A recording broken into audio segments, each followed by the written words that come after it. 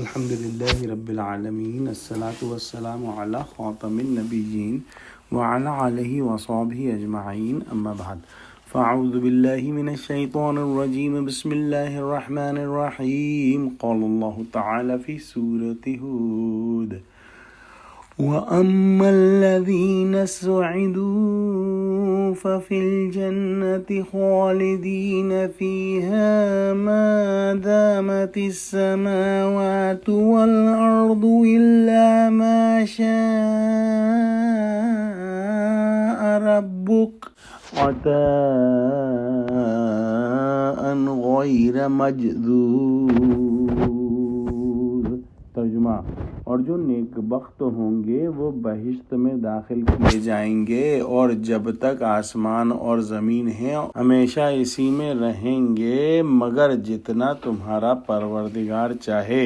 یہ خدا کی بخشش ہے جو کبھی منقطع نہیں ہوگی۔ پچھلی آیتوں میں ہم نے ان بدبختوں کے بارے میں پڑھا جنہوں نے دنیا میں اچھے اعمال نہیں کیے اور نہ ہی ایمان لائے اور گناہوں میں زندگی گنوا دی، اور ان لوگوں کا انجام ہمیشہ ہمیشہ کی جہنم ہے۔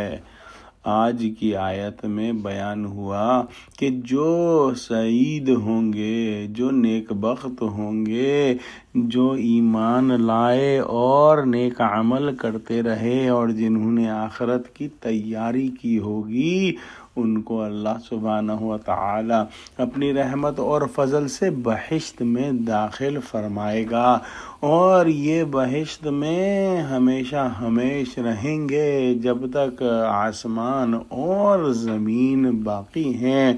اور اللہ سبحانہ و تعالی کی یہ بخشش ہے جو کبھی منقطع نہیں ہوگی۔